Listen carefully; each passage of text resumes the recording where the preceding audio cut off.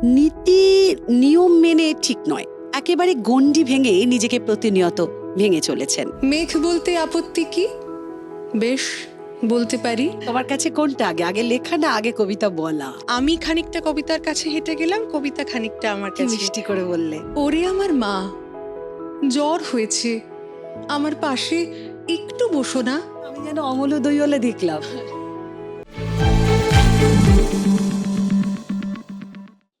নমস্কার, মনের দরবারে দর্শকদের স্বাগত।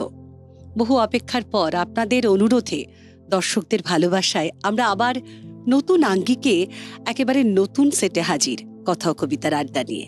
আর আজকে আমাদের সঙ্গে আড্ডায় যিনি রয়েছেন, নিয়ম নীতির যন্ত্র না, নীতি নিয়ম মেনে ঠিক নয়, একেবারে গণ্ডি ভেঙে নিজেকে প্রতিনিয়ত ভেঙে চলেছেন, এমনই একজন বন্ধু আমাদের সঙ্গে আজকে রয়েছেন।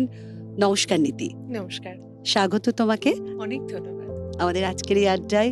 আগে বলো, কেমন আছো? ভালো আছি, তুমি কেমন আছো? ভালো আছি। আসলে আড্ডাতে যখন শুরুটা হবে, তখন যদি তোমার ভালো থাকা না জানতে পারি, তাহলে আড্ডাটা কি করে এগিয়ে নিয়ে যাই? একদম, কথায় কবিতায় চলে যাচ্ছে। হ্যাঁ, একদম চলে যাচ্ছে। তো এই চলে যেতে যেতে তোমার পথ চলা, তোমার লেখালেখি, এগুলো কেমন চলছে আগে বলো।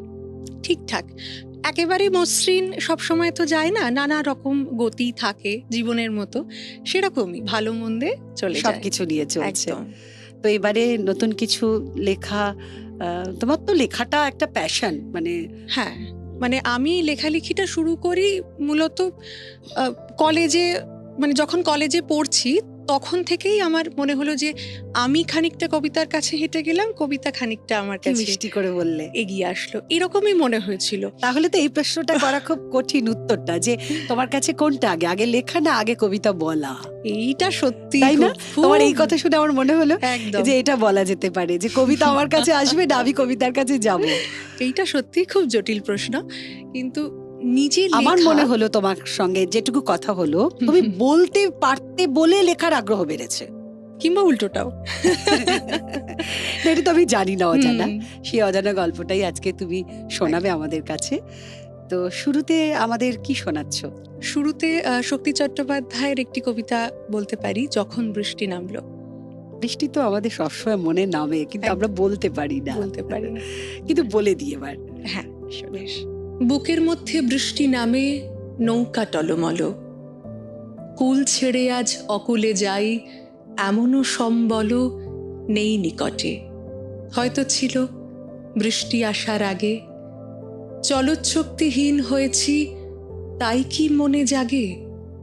পোড়ো বাড়ির স্মৃতি আমার স্বপ্নে মেশা দিন, চলৎশক্তিহীন হয়েছি, চলৎশক্তিহীন।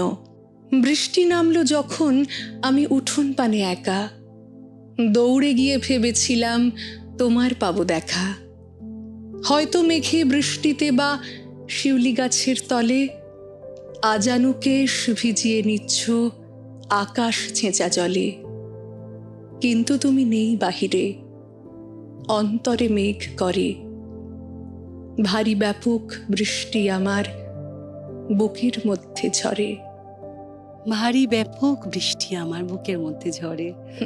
এরকম বুকে আর কি কি বৃষ্টি জমা আছে যেগুলো কলমে একটু একটু করে তুলে ধরছো, সেই গল্পটা আমাদেরকে করো। কখন কখন লেখা মনে আসে? লেখার তো নির্দিষ্ট কোনো টাইম হয় না, লেখা যখন তখন চলে আসে, একদম লিখবো বলে হয় না। না। তো তুমি সাধারণত কোন সময়টা, তোমার এই কবিতাটা শুনে যেটা আমার মনে হলো যে একটা গোটা শহর কবিতার হোক, মানে তোমার শুরু থেকে যে তোমার কথা বলার ভাব প্রকাশ, তাতে মনে হলো যে তোমার গোটা শহর কবিতা হলে তুমি সেই পথে হাঁটলে তোমার জীবনধারাটা অনেক বেশি তুমি স্বাচ্ছন্দ্য বোধ করবে। হ্যাঁ, একেবারেই তাই, একদমই তাই। কবিতা লেখার হ্যাঁ নির্দিষ্ট সময় ওইভাবে পাইনি, যখন যেমন মনে হয়েছে। মানে এমনও হয়েছে যে অত্যন্ত নিস্তব্ধতায় হয়তো একটা লেখা এসেছে বা সারা দিনের মধ্যে মাথায় ঘুরছিল, সেটা হয়তো রাতে লিখে রাখলাম। এমনও হয়েছে যে বাসে যাচ্ছি বা রাস্তায় আছি, প্রচন্ড আওয়াজ, তখনও লিখেছি। কাজে দুরকমই মধ্যে দিয়ে গেছি। অনেকের যেমন যন্ত্রণা হলেই কবিতা আসে, হ্যাঁ, যে যন্ত্রণা, যার যত যন্ত্রণা বেশি তত লেখা খোলে বেশি, হুম। মানে একটা লেখার যে ভাব হুম, সেটা অনেক বেশি শব্দ চয়নের ক্ষেত্রে হ্যাঁ। অনেক বেশি কাজ করে আমার ঠিক, মনে হয়। ঠিক ঠিক তো এবারে কি শোনাবে? এবার মেঘ বলতে আপত্তি কি শোনাতে ভীষণ পারি মিষ্টি জয় একটা গোস্বামীর। কবিতা, চেনা কবিতা হলে মনে হয় আমিও একটু বলে দিই। বলো। মেঘ বলতে আপত্তি কি, জয় গোস্বামী। মেঘ বলতে আপত্তি কি, বেশ বলতে পারি। ছাদের উপর মেঘ দাঁড়াতো ফুল পিসিমার বাড়ি। গ্রীষ্ম ছুটি চলছে তখন। তখন মানে কবে? আমার যদি 14, মেঘের 16-17 হবে। ছাদের থেকে হাতছানি দিত, ক্যারাম খেলবি আয়। সারা দুপুর কাহা তাক আর ক্যারাম খেলা যায়, সেই জন্যই জোচ্চুরি হয়। হ্যাঁ, জোচ্চুরি হতো। আমার যদি 14, মেঘের 15-16 মতো। ঘুরিয়ে দিতে জানতো খেলা শক্ত ঘুঁটি পেলে, জায়গা মতো সরিয়ে নিত আঙুল দিয়ে ঠেলে। শুধু আঙুল, বোর্ডের ওপর লম্বা ফ্রকের ঝুল ঝপাং ফেলে ঘটিয়ে দিত ঘুটির দিক ভুল। এই এখানে না ওখানে, এই এইটা না ওইটা। ঝাঁপিয়ে পড়ে ছিনিয়ে নিল ঘুঁটির বাক্সটা। ঘুঁটিরও সেই প্রথম মরণ। প্রথম মরা মানে জানবে শুধু তারাই যারা ক্যারাম খেলা জানে। চলেও গেল কদিন পরে, মেঘ যেমন যায়। কাঠফাটা রোদ দাঁড়িয়ে পড়ল মেঘের জায়গায়। খেলা শেখাও খেলা শেখাও, হাপিত্যেশ কাক। কলসিতে ঠোঁট ডুবিয়েছিল, জল তো পুড়ে খাক। খা খাওয়া সেই কলসি আবার পরের বছর জলে ভরল কেমন তোমায়? ধ্যাত, সেসব কি কেউ বলে? আত্মীয় হয়, আত্মীয় হয়, আত্মীয় না চাই। সত্যি করে বলো এবার, সব জানতে চাই। 2-1 ক্লাসের বয়স বেশি। গ্রীষ্ম ছুটি হলে ঘুরেও গেছে কয়েক বছর, এই জানে সকলে। আজকে দগ্ধ গ্রীষ্ম আমার, তোমায় বলতে পারি। মেঘ দেখতাম ছাদের ঘরে, ফুল পিসিমার বাড়ি। ভীষণ মিষ্টি। খুব ভালো। এবার বলি, দেখতে যেমন মিষ্টি লাগছে তেমনি ভাবে কবিতার উপস্থাপনাও ভীষণ সুন্দর। নিজের লেখাগুলো নিশ্চয়ই আরো ভালো পাবো, কারণ সেটার আগ্রহ আমার রয়েছে, আমাদের দর্শকদেরও নিশ্চয়ই রয়েছে। তবে হ্যাঁ, ওই যে সময় হয়ে যায় মাঝে মধ্যে, তখন একটু বিরতি নিতে হয়। ফিরে আসছি একটু পরেই। সঙ্গে থাকুন কথা ও কবিতায়, আমাদের দেখতে থাকুন।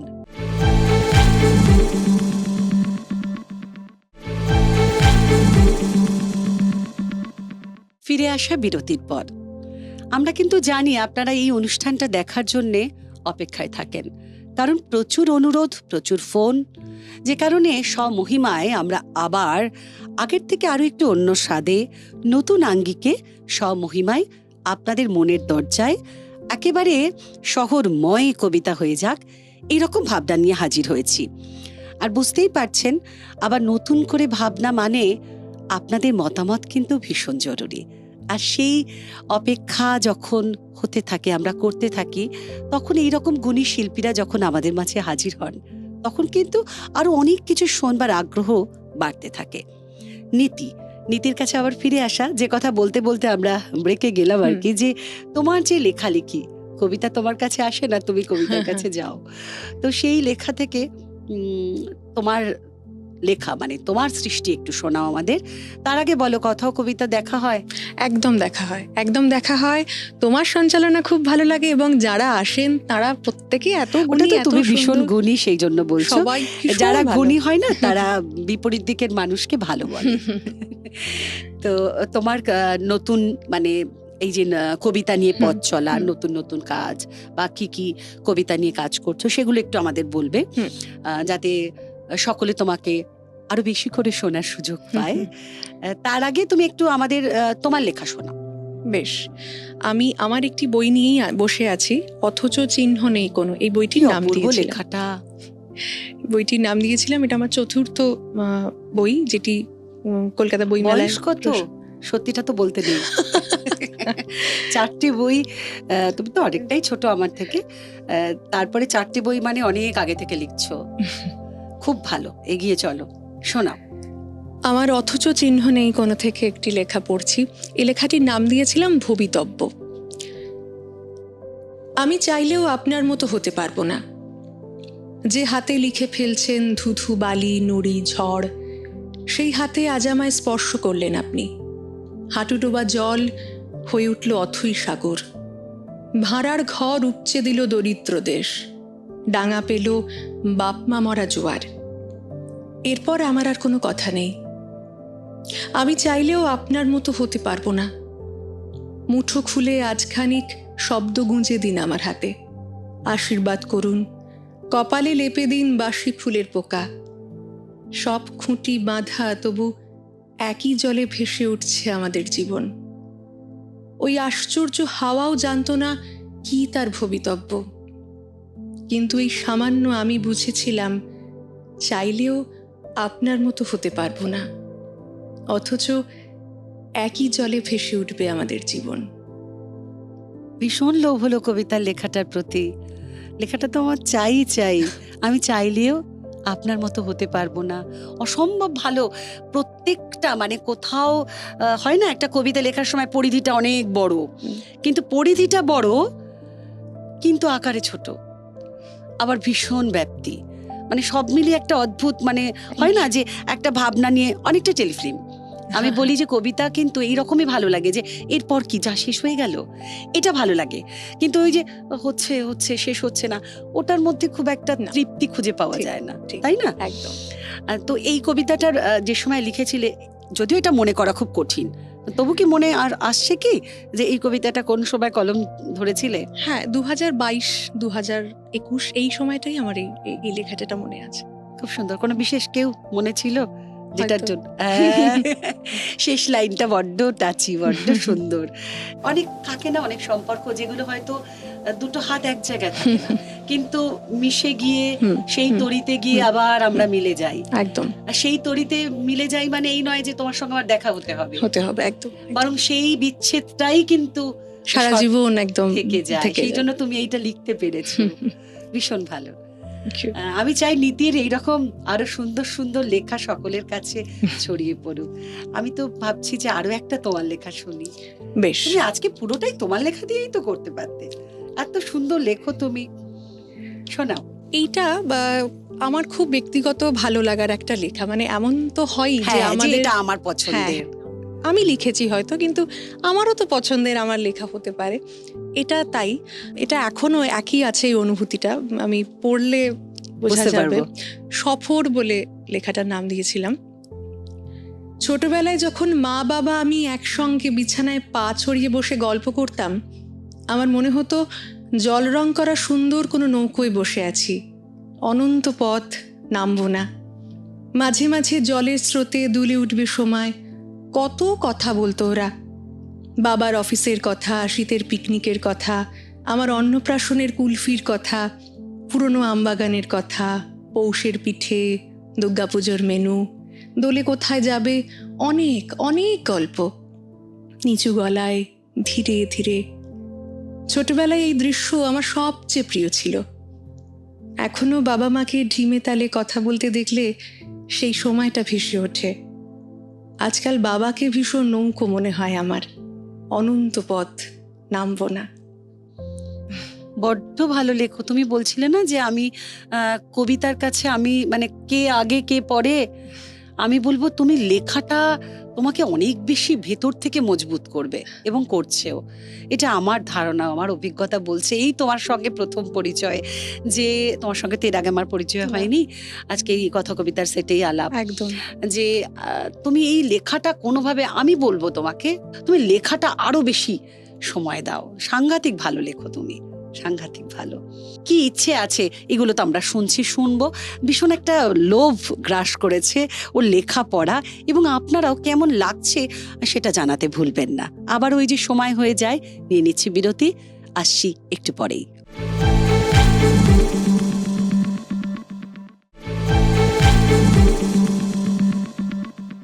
কথা, কবিতা, আড্ডা, গল্প, সঙ্গে আমাদের সঙ্গে নীতি। সেই নীতির কাছে আবারও ফিরে আসব। তবে আমাদের সেটে চারিদিকে যিনি দেখছেন এবং আমাদেরকে একটু লুকোচুরির মধ্য দিয়ে আমাদেরকে জানান দিচ্ছেন যে তিনি আছেন, তিনি আর কেউ নন, রবি ঠাকুর।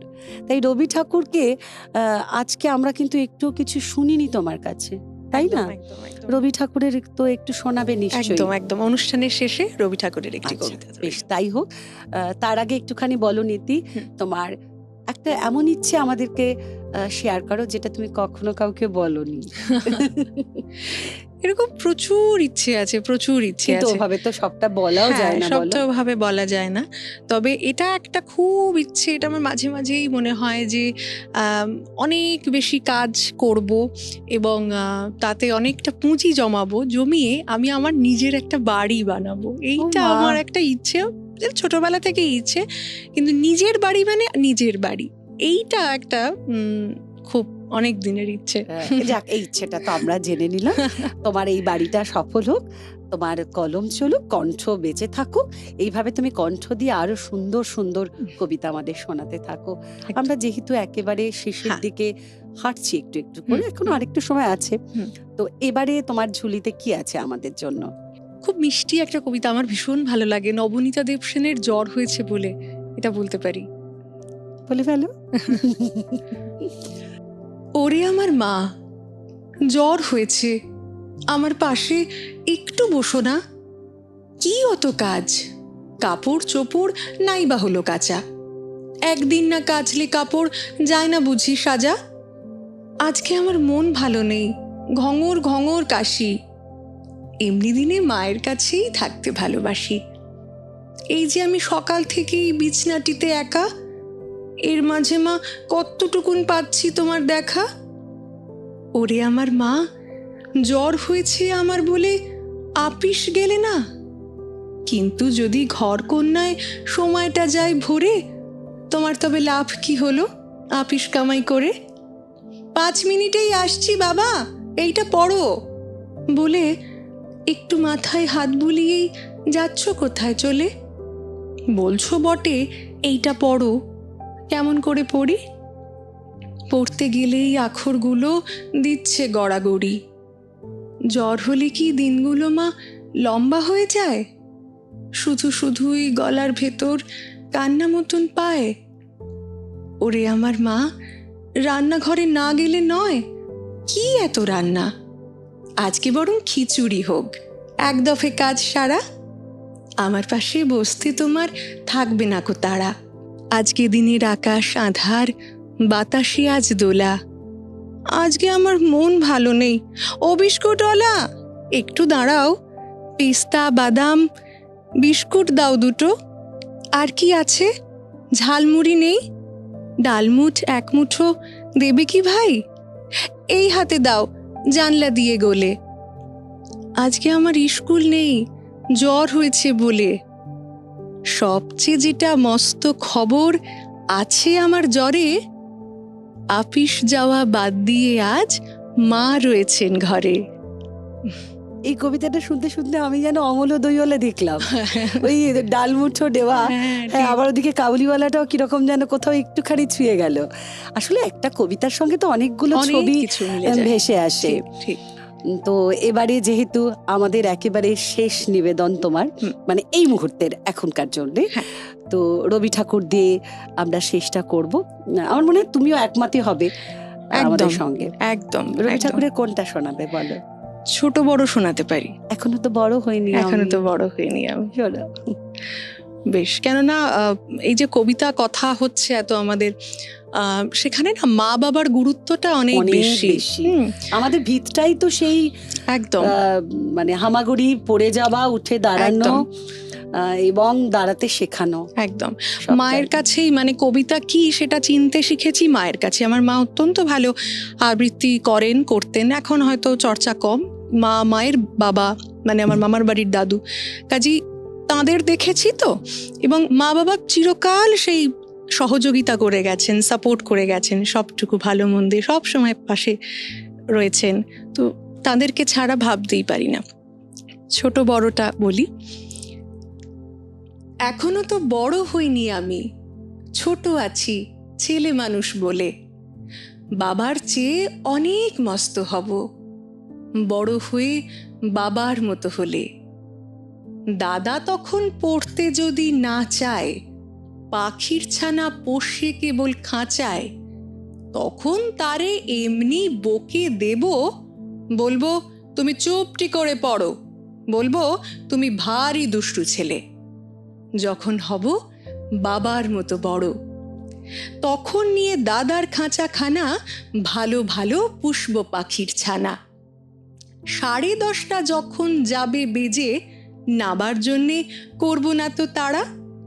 ছাতা একটা ঘাড়ে করে নিয়ে চটি পায়ে বেরিয়ে আসবো পাড়া।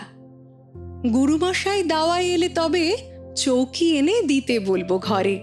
তিনি যদি বলেন সেলেট কোথা, দেরি হচ্ছে, বসে পড়া করো, আমি বলবো খোকা তো আর নেই, হয়েছি যে বাবার মতো বড়।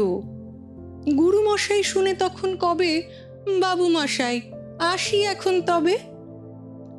খেলা করতে নিয়ে যেতে মাঠে ভুলু যখন আসবে বিকেল বেলা, আমি তাকে ধমক দিয়ে কব, কাজ করছি, গোল করো না মেলা।